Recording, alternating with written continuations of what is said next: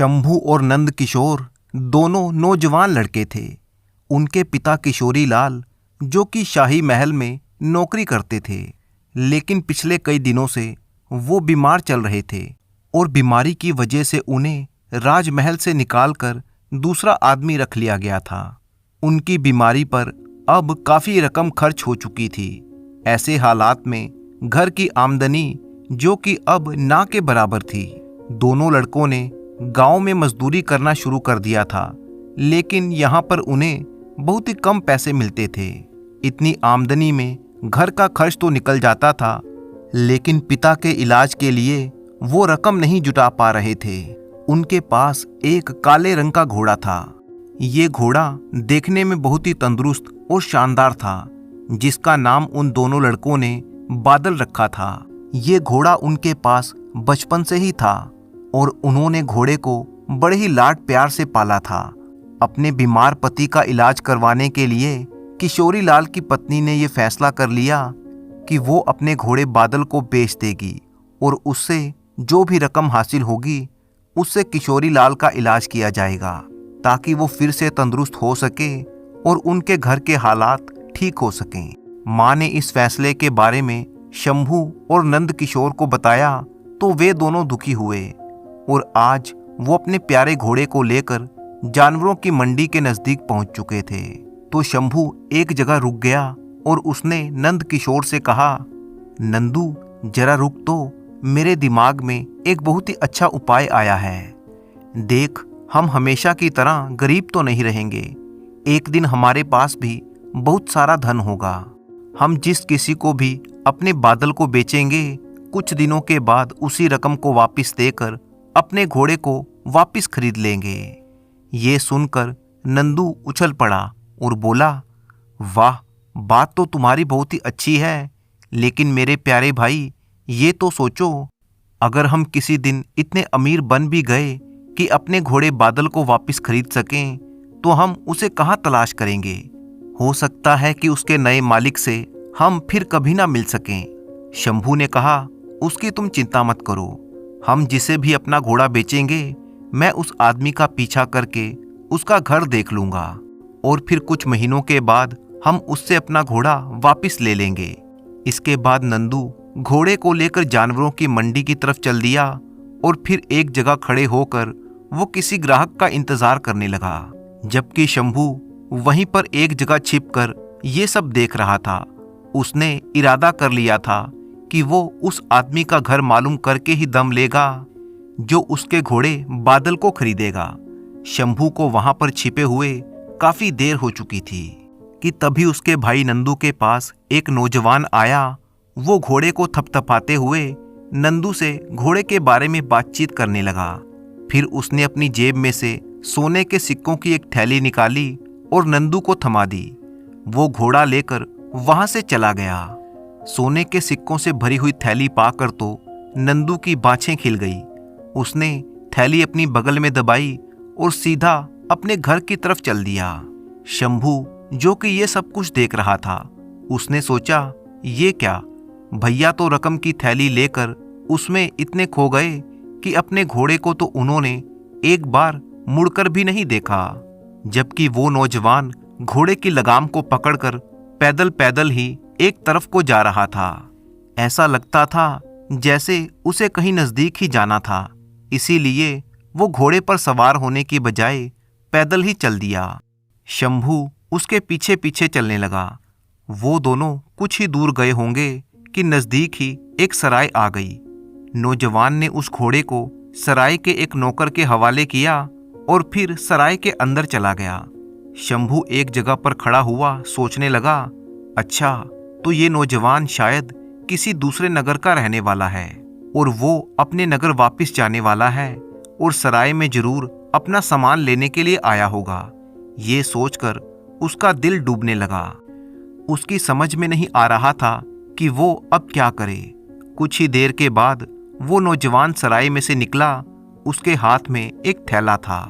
इतनी देर में वो नौकर घोड़े को लेकर नौजवान के नजदीक आया। नौजवान ने नौकर के हाथ में एक सोने का सिक्का रखा और घोड़े पर सवार होकर घोड़े को दौड़ाता हुआ एक तरफ को रवाना हो गया। शंभू दौड़कर सराय के नौकर के पास पहुंचा जिसे उस नौजवान ने सोने का सिक्का दिया था। शंभू ने उससे पूछा, भाई ये नौजवान कौन है और कहाँ का रहने वाला है?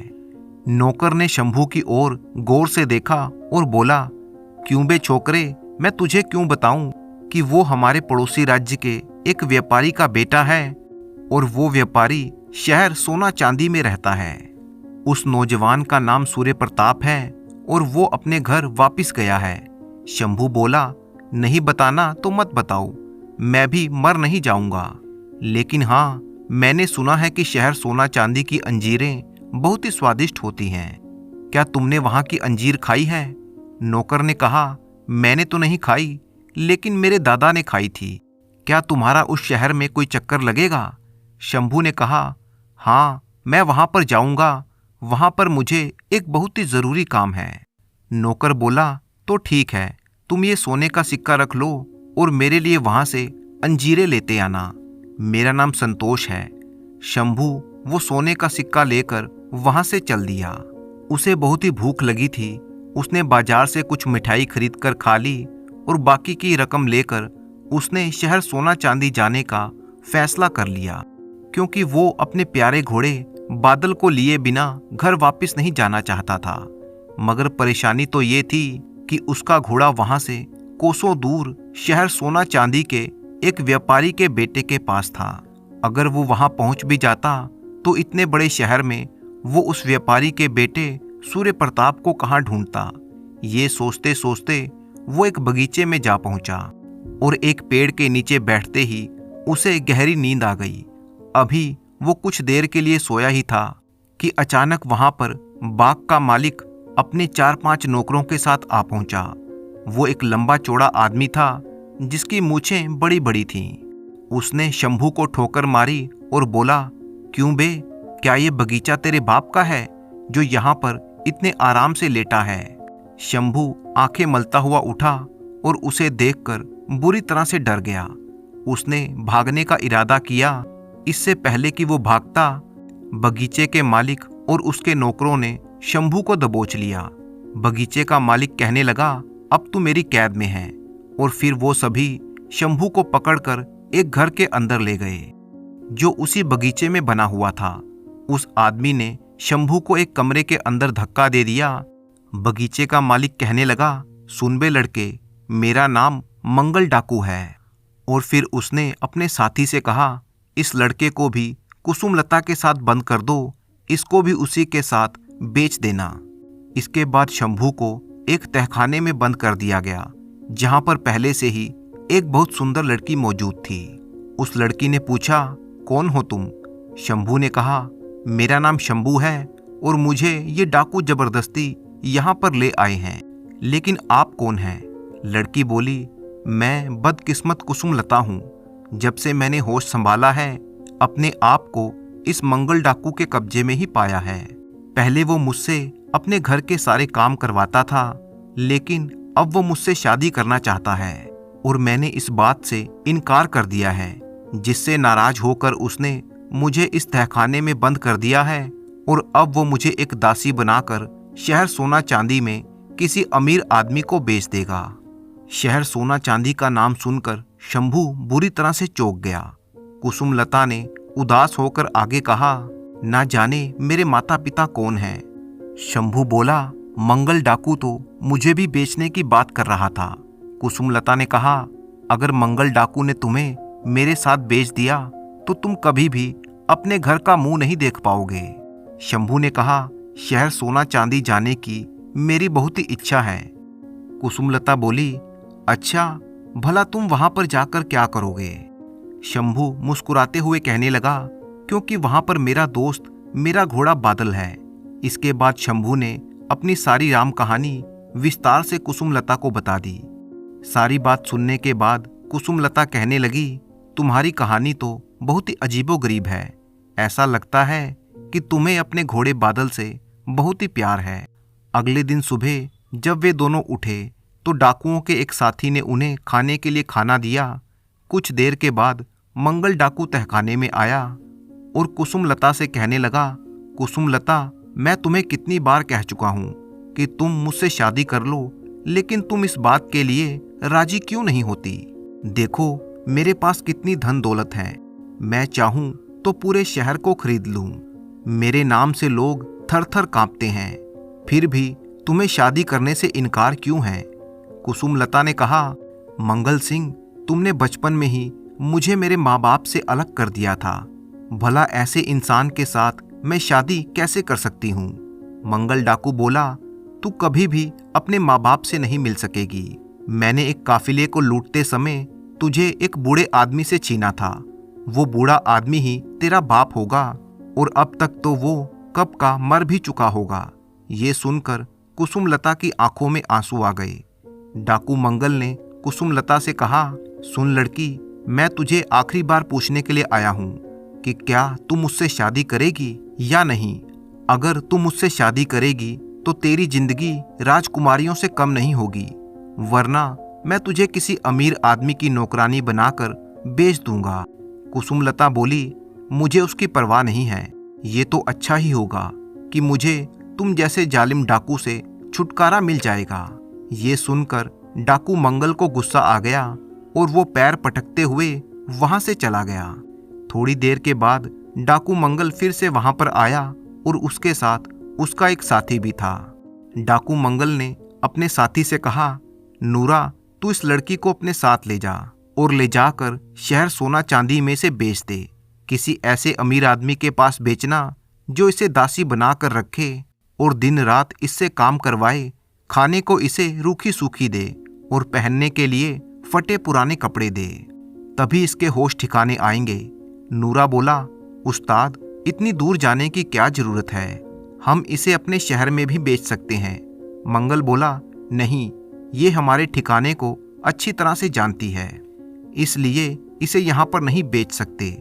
नूरा ने कहा, और इस लड़के का क्या करना है उस्ताद? करना क्या है, इसे भी बेच देना, कुछ पैसे तो इसके भी मिल ही जाएंगे। इसके बाद कुसुमलता और शंभू को एक बग्गी में बिठा दिया गया। डाकू मंगल का साथी नूरा भी उनके साथ ही बैठा था। थोड़ी देर के बाद वो बग्गी चल पड़ी। शाम ढलते ढलते वे लोग शहर सोना चांदी में दाखिल हो चुके थे। बहुत ही खुशहाल और सुंदर शहर था ये। यहाँ के लोग बड़े ही खुश मिजाज थे। वहां पर पहुंचकर वो बग्गी एक जगह पर आकर रुक गई। नूरा के साथ साथ कुसुमलता और शंभू भी नीचे उतर आए और फिर वे सभी गुलामों की मंडी की तरफ चलने लगे। कुसुमलता बहुत ही सुंदर थी, इसलिए नूरा को ये पता था कि कोई भी आदमी इस लड़की के लिए 40-50 हजार सोने के सिक्के तो जरूर ही दे देगा। उन दोनों को मंडी में ले जाया गया, जहां पर गुलामों की बोलियां लग रही थी। नूरा भी उन दोनों को लेकर एक जगह पर खड़ा हो गया। वहीं पर एक बूढ़ा आदमी एक धनी आदमी से खड़ा हुआ बातें कर रहा था। अचानक वो अमीर आदमी नूरा के पास आया। उस अमीर आदमी की उम्र 60-65 साल की थी और वो एक तंदुरुस्त बूढ़ा आदमी था। उसने नूरा से पूछा, इस लड़की की क्या कीमत है? नूरा कहने लगा, ऐसी नौकरानी आपको कहीं नहीं मिलेगी साहब। ये लड़की खाना पकाने से लेकर सीने परोने तक सभी काम जानती है। आप ही बताइए कि ऐसी लड़की की क्या कीमत होनी चाहिए। उस बूढ़े आदमी ने कुछ देर के लिए सोचा और फिर बोला, 1 लाख सोने के सिक्कों के बारे में तुम्हारा क्या ख्याल है? 1 लाख सिक्कों के बारे में सुनकर तो नूरा के होश उड़ गए। वो तुरंत बोला, मुझे मंजूर है। उस बूढ़े आदमी ने 1 लाख सोने के सिक्के नूरा को दे दिए। इतने सिक्के पाकर नूरा हैरान था और फिर उसने अपने आप को संभालते हुए कहा, हजूर, इस लड़के को भी आप मेरी तरफ से तोहफे के रूप में लेते जाइए। ये भी आपके घर के छोटे मोटे काम कर दिया करेगा। वो बूढ़ा आदमी शंभू को भी अपने साथ ले जाने के लिए तैयार हो गया। कुसुमलता खुश थी कि उसका मुंह बोला भाई शंभू भी अब उसके साथ ही रहेगा। बूढ़े आदमी ने उन दोनों को अपने साथ लाई हुई एक बहुत ही शानदार बग्गी में बिठाया और फिर वे सभी वहां से रवाना हो गए। नूरा अभी तक वहीं पर खड़ा हुआ उनकी बग्गी को जाते हुए देख रहा था कि अचानक एक दुबला पतला बूढ़ा आदमी उसके पास आया और कहने लगा, मैंने तुम्हें पहचान लिया है। आज से 15-20 साल पहले तुम लोगों ने एक काफिले को लूटा था और तुम्हारे सरदार ने मेरी गोद से एक बच्ची को छीन लिया था। ये सुनकर नूरा कुछ घबरा गया और फिर चारों तरफ देखते हुए कहने लगा, तुम्हें शायद कोई गलतफहमी हो गई है। मेरा भला डाकुओं से क्या वास्ता। बूढ़ा बोला, डरो नहीं, यहाँ पर बहुत से सिपाही घूम रहे हैं। मैं उनके हाथों तुम्हें पकड़वाऊंगा नहीं। मुझे तो सिर्फ इतना जानना है कि अभी अभी तुमने जिस लड़की को उस अमीर आदमी को बेचा है, क्या ये वही लड़की थी? नूरा ने हाँ में सिर हिला दिया और इसके बाद बूढ़े आदमी ने उससे कोई बात नहीं की और अपने रास्ते चल दिया। दूसरी तरफ वो बग्गी एक आलीशान हवेली के सामने आकर रुकी। बूढ़े रईस आदमी के साथ कुसुमलता और शंभू भी उतरे और वे दोनों हवेली में दाखिल हो गए। उन्हें एक कमरे में बिठा दिया गया। कुसुमलता ने उस आदमी से कहा, हजूर, आपने मुझे खरीदने के लिए 1 लाख सोने के सिक्के दिए हैं। मैं यही कोशिश करूंगी कि आपको किसी तरह की कोई तकलीफ ना हो। मैं आपके घर का सारा काम पूरा मन लगा कर करूंगी। वो आदमी कहने लगा, बेटी, तुम गलत समझ रही हो। मैंने तुम्हें इसलिए नहीं खरीदा कि मैं तुम्हें अपनी दासी बनाकर रखूं। वैसे तो मैं गुलामों की मंडी में दासी खरीदने के लिए ही गया था, क्योंकि कल ही मेरी हवेली की 2 दासियां नदी में डूबकर मर गई थीं। लेकिन जब मैं वहां पर पहुंचा तो मैंने तुम्हें देखा और सोचा कि तुम मेरे बेटे के लिए बिल्कुल ठीक रहोगी। मैं तुम्हारी शादी अपने बेटे सूर्य प्रताप से करना चाहता हूँ। शंभू ने जब सूर्य प्रताप का नाम सुना तो वो चौंक गया। वो तुरंत बोला, क्या छोटे मालिक का नाम सूर्य प्रताप है? क्या उनके पास एक काले रंग का घोड़ा भी है? उस आदमी ने पूछा, क्यों, क्या तुम मेरे बेटे को पहले से जानते हो? वो काले रंग का घोड़ा तो अभी 2-4 दिन पहले ही लेकर आया है। शंभू ने कहा, उन्हें मैं जानता तो नहीं, लेकिन उनके घोड़े को मैं जरूर जानता हूँ। उसका नाम बादल है और वो पहले हमारा ही घोड़ा था और बाद में आपके बेटे ने उसे खरीद लिया। इसके बाद कुसुमलता ने शंभू की सारी कहानी उस अमीर आदमी को सुना दी। सारी सच्चाई जानने के बाद वो अमीर आदमी कहने लगा, भाई शंभू, तुम्हारी कहानी तो बहुत ही दिलचस्प है। अभी तो मेरा बेटा बाहर गया हुआ है। जब वो आ जाएगा तो मैं तुम्हें बादल से मिलवा दूंगा और उसे तुम्हारे हवाले भी कर दूंगा। उसके बाद तुम वापस अपने शहर को चले जाना। तुम्हारे घर वाले परेशान हो रहे होंगे। कुसुमलता उस रईस बूढ़े के इतने अच्छे बर्ताव से बहुत ही खुश थी और फिर उस आदमी ने कहा, बेटी, अब तुम दोनों जाकर आराम करो, मैं तुम्हारे खाने का इंतजाम करवाता हूँ। कुसुमलता ने कहा, अब आपने मुझे बेटी कहा है तो अब आपके घर के सारे काम मैं ही करूंगी। और वो खाना पकाने के लिए चली गई। फिर शंभू उस रईस आदमी से इधर उधर की बातें करने लगा। बूढ़े ने बताया कि उसका नाम केदार चंद है और वो किसी जमाने का बहुत ही अमीर व्यापारी था, लेकिन अब उसने अपना सारा कारोबार अपने बेटे सूर्य प्रताप को सौंप दिया है। कुछ देर के बाद केदार चंद का बेटा सूर्य प्रताप भी वहां पर आ गया। केदार चंद ने अपने बेटे का परिचय शंभू और कुसुमलता से करवाया। सूर्य प्रताप कुसुमलता की खूबसूरती को देखकर ठगा सा रह गया। कुसुमलता को भी सूर्य प्रताप बहुत ही पसंद आया। जब सूर्य प्रताप के पिता ने बताया कि उसकी शादी कुसुमलता से होगी तो उसकी खुशी का कोई ठिकाना न रहा। रात को खाना खाने के बाद जब केदार चंद अपने कमरे में सोने के लिए चला गया, लेकिन सूर्य प्रताप और कुसुमलता आपस में बातें करने लगे। अब कुसुमलता ने सूर्य प्रताप को अपनी सारी कहानी बताई।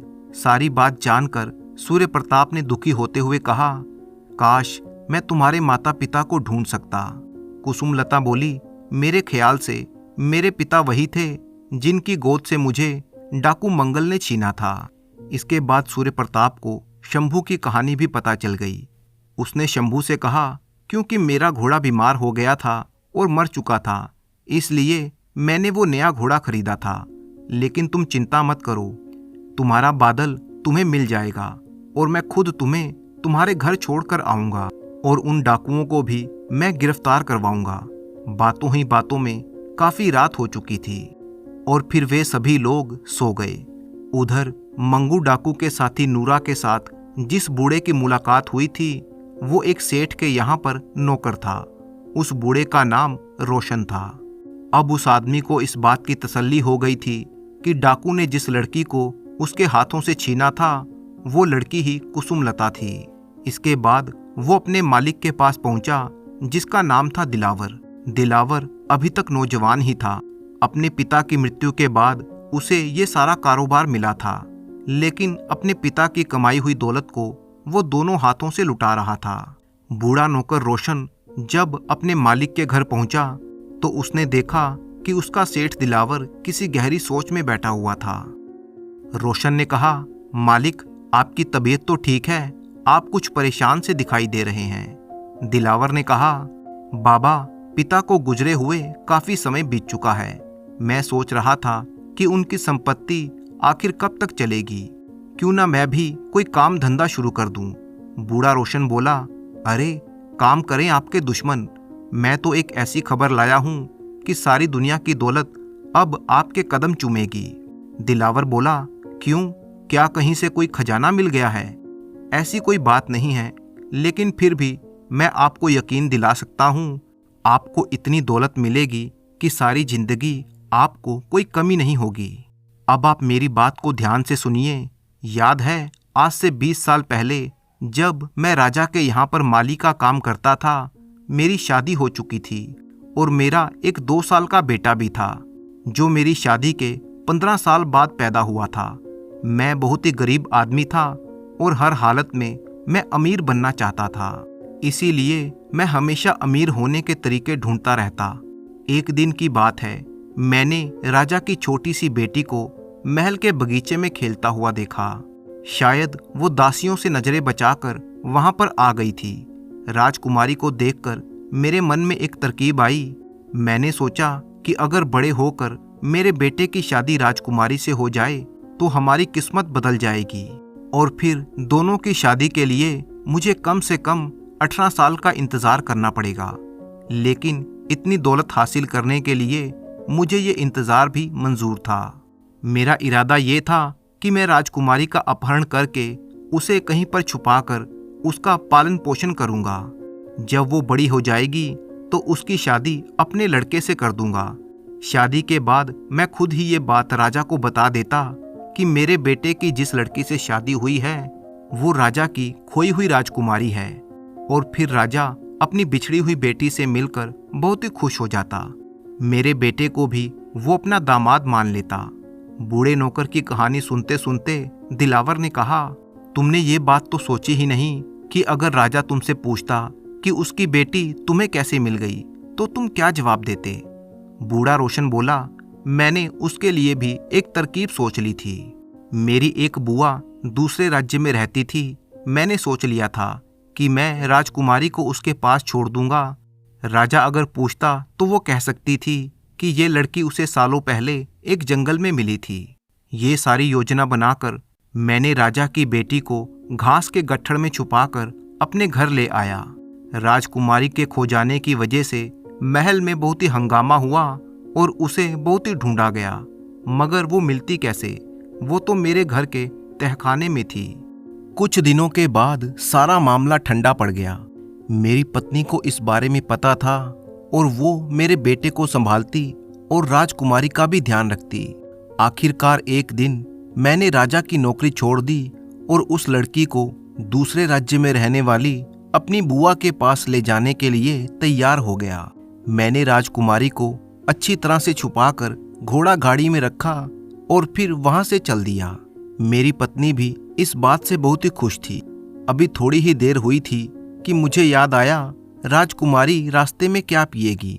दूध तो मैं घर पर ही भूल आया था। मैंने उसी समय घोड़ा गाड़ी वापस मोड़ी और घर पहुंचा तो घर बिल्कुल खाली था। मेरी पत्नी शायद पड़ोसन के घर चली गई थी। मैं रसोई में गया, दूध लिया और कुछ खाना वहां पर बचा था जो मैंने खा लिया। जब मैं घर से चलने लगा तो क्या देखा कि तहखाने का दरवाजा खुला पड़ा था। अपनी पत्नी की इस लापरवाही पर मुझे बड़ा ही गुस्सा आया, क्योंकि हमारे घर का सारा कीमती सामान और मेरी जो भी थोड़ी बहुत धन दौलत थी वो सब मैं तहखाने में ही रखता था। पत्नी को बुरा भला कहते हुए मैंने तहखाने का दरवाजा बंद किया, उसमें ताला लगाया और चाबी घर के कमरे में रख दी और फिर घोड़ा गाड़ी पर बैठकर मैं दोबारा सफर पर रवाना हो गया। मुझे घर से निकले हुए अभी 1 घंटा ही गुजरा था कि मैं व्यापारियों के एक काफिले से जा मिला। ये काफिला भी पड़ोस के उसी राज्य में जा रहा था जहां मुझे जाना था। और फिर मेरी यात्रा इन काफिले वालों के साथ तय होने लगी। दोपहर का खाना खाने के लिए काफिला एक जगह पर रुका तो मैं भी वहीं पर ठहर गया कि तभी काफिले पर डाकुओं ने हमला कर दिया। डाकुओं ने व्यापारियों का सारा माल छीन लिया और कई लोगों को मार डाला, कईयों को जख्मी कर दिया। जब वो डाकू मेरी तरफ बढ़े तो मैं राजकुमारी को गोद में लेकर वहां से भागा, लेकिन मुझे पकड़ लिया गया। डाकुओं के सरदार ने नन्ही राजकुमारी को मेरी गोद से छीन लिया और कहने लगा, ये तो बड़ी ही सुंदर बच्ची है, बड़ी हो जाएगी तो हमारा काम किया करेगी। और फिर डाकू राजकुमारी को लेकर वहां से चले गए। मेरे सारे इरादे धरे के धरे रह गए। मुंह लटकाए हुए मैं अपनी बुआ के घर पहुंचा। उसने मेरी खूब आवभगत की, लेकिन मैंने उसे कुछ भी नहीं बताया था। 2 दिन उसके घर रहने के बाद मैं वापस अपने घर को चल दिया। घर पहुंचा तो ये देखकर मैं हैरान था कि घर का सारा सामान वैसे का वैसे ही था जैसे मैं सफर में रवाना होने से पहले छोड़कर गया था। मैंने सोचा, हे भगवान, ये सब क्या चक्कर है? मेरी पत्नी और मेरा बेटा कहाँ पर चले गए? मैं बहुत ही घबरा गया। अचानक मुझे याद आया कि कहीं मैंने उन्हें तहखाने में तो बंद नहीं कर दिया। ये सोचकर मैंने जल्दी से तहखाने का दरवाज़ा खोला। तहखाने के अंदर झांका तो मेरे होश उड़ गए। मेरी पत्नी और मेरा बच्चा दोनों वहां पर मरे हुए पड़े थे। भूख और प्यास की वजह से उन्होंने दम तोड़ दिया था। मेरी आंखों के सामने जैसे अंधेरा छा गया। मैं सोच रहा था कि मेरी पत्नी पड़ोसियों के यहाँ पर गई होगी, लेकिन ये मेरी गलतफहमी थी। वो जरूर किसी काम से तहखाने में गई होगी और पीछे से मैंने तहखाने का दरवाज़ा बंद कर दिया।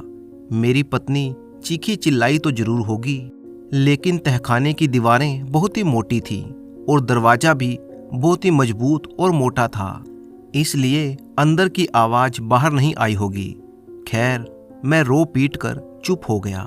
राजमहल से तो नौकरी मैंने पहले ही छोड़ दी थी और फिर मैं आपके पिताजी के यहाँ पर नौकरी करने लगा। दिलावर ने बेसब्री से पूछा, राजकुमारी अभी डाकुओं के पास ही है? बूढ़े रोशन ने कहा, मैं बस आपको यही बताने जा रहा हूँ। आज मैंने उन डाकुओं के सरदार के एक साथी को, बहुत ही सुंदर दासी को सेठ केदारचंद को बेचते हुए देखा है। मैंने उससे ये बात उगलवा ली थी कि ये लड़की वही है। अब मैं ये सोच रहा हूँ कि आपकी शादी अगर राजकुमारी से हो जाए तो आपकी तो जिंदगी ही बन जाएगी। राजा के कोई दूसरी औलाद तो है नहीं और वो बूढ़ा भी हो गया है, इसलिए आपको ही वो अपना उत्तराधिकारी बना देगा। ये सुनकर दिलावर की आंखें चमकने लगी और वो बोला, केदारचंद के यहाँ से उस लड़की को कैसे निकाला जाए? रोशन बोला, मालिक, जब तक मैं मौजूद हूँ आप निश्चिंत रहिए, मैं कल ही राजकुमारी को आपके सामने लाकर खड़ा कर दूंगा। अगले दिन बूढ़ा रोशन लाल सेठ केदारचंद के घर पहुंच गया और सेठ से कहने लगा कि कुसुमलता मेरी बेटी है, इसे बरसों पहले डाकुओं ने मुझसे छीन लिया था और अब वो अपनी बेटी को पहचान गया है और उसे वापस लेना चाहता है।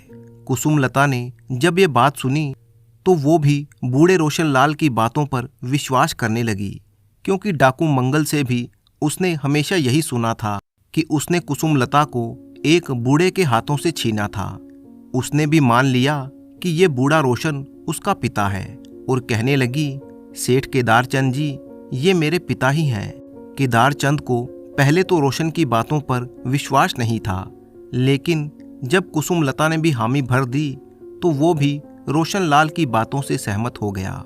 दूसरी तरफ शंभू को बूढ़े रोशन लाल पर कुछ शक हो रहा था, लेकिन उसने अपने शक को छुपाते हुए रोशन लाल से कहा, बाबा, बेशक कुसुमलता आपकी बेटी है, लेकिन आप इसे कल लेकर जाइएगा, क्योंकि आज की शाम हम कुसुमलता के साथ ही बिताना चाहते हैं। रोशन लाल को इस बात पर कोई एतराज नहीं था। उसने कहा, ठीक है, मैं कल शाम के समय अपनी बेटी को लेने के लिए आऊँगा।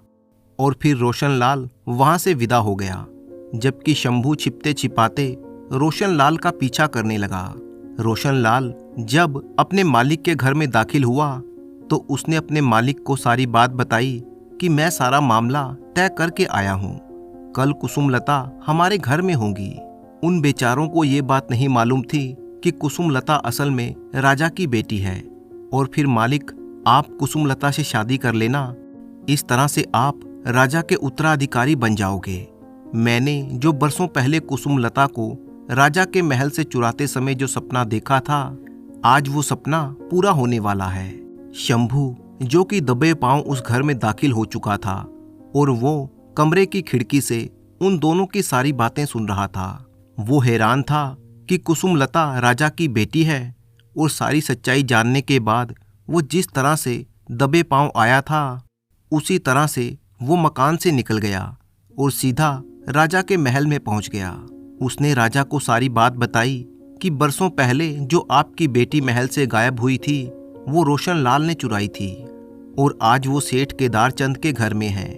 राजा को पहले तो शंभू की बातों पर विश्वास नहीं था, लेकिन जब शंभू ने उसे सारी बात बताई तो राजा ने कहा, देखो लड़के, अगर तुम्हारी बात सच नहीं निकली तो तुम्हें इसकी बहुत बड़ी सजा मिलेगी। शंभू ने कहा, महाराज, कल शाम के समय दिलावर और उसका नौकर रोशन सेठ केदारचंद के घर में आने वाले हैं। आप भी उस समय वहां पर पहुंच जाइएगा तो दूध का दूध और पानी का पानी हो जाएगा। और फिर अगले दिन शाम के समय राजा अपने कुछ सैनिकों के साथ और शंभू को साथ लेकर सेठ केदारचंद के घर पहुंच गया। बूढ़ा रोशनलाल और उसका मालिक दिलावर दोनों कुसुमलता को लेने के लिए केदारचंद की हवेली पर पहुंच चुके थे। जब शंभू वहां पर पहुंचा तो उसने राजा से कहा, महाराज, यही है वो दिलावर और ये है उसका नौकर रोशन जिसने आपकी बेटी को अगवा किया था। राजा ने सिपाहियों को इशारा किया तो सिपाहियों ने उन दोनों को पकड़ लिया। राजा ने केदारचंद से कहा, मुझे शंभू ने सब कुछ बता दिया है। राजा ने बूढ़े रोशनलाल और उसके मालिक दिलावर को कारागार में डलवा दिया। इसके बाद राजा ने केदारचंद से कहा, सेठ जी, आप इस बात से अभी तक अनजान हैं कि ये लड़की कुसुमलता मेरी बेटी है। राजा ने आगे कहा, इस रहस्य से पर्दा उठाने का सारा श्रेय शंभू को जाता है। अब मैं अपनी बेटी को देखना चाहता हूँ। शंभू ने दौड़कर कुसुमलता को बुलाया। राजा ने कुसुमलता की कलाई को बड़े ही ध्यान से देखा, जहां पर एक शाही निशान मोर का पंख बना हुआ था। राजा वो निशान देखते ही पहचान गया कि ये उसकी बेटी कुसुमलता है, क्योंकि ये मोर पंख का निशान उसके पैदा होते ही उसके हाथ पर गुदवाया गया था। कुसुमलता को इस बारे में कुछ भी नहीं पता था। वो तो ये देखकर हैरान थी। शंभू ने मुस्कुराते हुए कहा, कुसुमलता बहन, महाराज आपके पिता हैं। ये सुनकर कुसुमलता अपने पिता से लिपट गई और जोर जोर से रोने लगी। फिर कुछ देर वहां बिताने के बाद राजा अपनी बेटी कुसुमलता को लेकर महल में चला गया। राजकुमारी के मिल जाने की खुशी में राजा ने अगले दिन केदारचंद और उसके बेटे सूर्य प्रताप को और शंभू को अपने यहाँ पर खाने की दावत दी। वे लोग महल में पहुंचे तो उनका बहुत ही स्वागत किया गया। खाना खाने के बाद वे सभी राजा के साथ राज दरबार में आ गए, जहां पर राजा ने ऐलान किया कि शंभू ने हमारी बिछड़ी हुई बेटी को हमसे मिलाने में बहुत ही मेहनत की है, इसलिए मैं खुश होकर इसे 5 लाख अशर्फियां इनाम में देता हूँ। और इसके बाद राजा ने सेठ केदारचंद से कहा, आपने हमारी बेटी को सिर्फ इसलिए खरीदा था कि आप उसे अपने बेटे की दुल्हन बना सकें। हम आपकी इस इच्छा को जरूर पूरा करेंगे और फिर राजकुमारी और सूर्य प्रताप की शादी बहुत ही जल्दी हो जाएगी। इस फैसले से राजकुमारी और सूर्य प्रताप दोनों बहुत ही खुश थे। 1 हफ्ते के अंदर अंदर दोनों की शादी हो गई। अब शंभू को अपने घर की याद सताने लगी और फिर सूर्य प्रताप उसे अपने साथ लेकर उसके घर की तरफ रवाना हो गया। शंभू का घोड़ा बादल भी उसके साथ साथ ही था। राजा की तरफ से इनाम में दी गई अशर्फियों को हाथी घोड़ों पर लादा गया था और सेना का एक बहुत ही बड़ा काफिला उनके साथ चल रहा था। जब वे लोग शंभू के घर पहुंचे तो उसके माता पिता उसे देखकर बड़े ही खुश हुए। शंभू ने माता पिता और अपने भाई को सारी बात बताई और 5 लाख अशर्फियां देखकर सबकी आंखें फटी की फटी रह गईं। इस दौरान शंभू के पिता भी अब स्वस्थ हो चुके थे। सूर्य प्रताप ने शंभू से कहा कि अब हम यहाँ तक आ ही गए हैं तो क्यों न मंगल डाकू का भी हिसाब किताब बराबर कर दिया जाए। और फिर सूर्य प्रताप सैनिकों की एक बहुत बड़ी टुकड़ी लेकर शंभू के साथ डाकुओं के ठिकाने पर हमला बोल देता है। अचानक हुए इस हमले के कारण डाकू संभल नहीं पाए और फिर सभी डाकुओं को गिरफ्तार करके कारागार में डलवा दिया गया। इसके बाद सूर्य प्रताप अपने सैनिकों के साथ अपने शहर के लिए वापस रवाना हो गया। इधर शंभू अपने साथ शहर सोना चांदी से एक थैला भी लेकर आया था जिसमें अंजीरें भरी हुई थी। उस थैले को उठाकर वो अपने घोड़े पर सवार हुआ और फिर एक सराय के पास पहुंचा।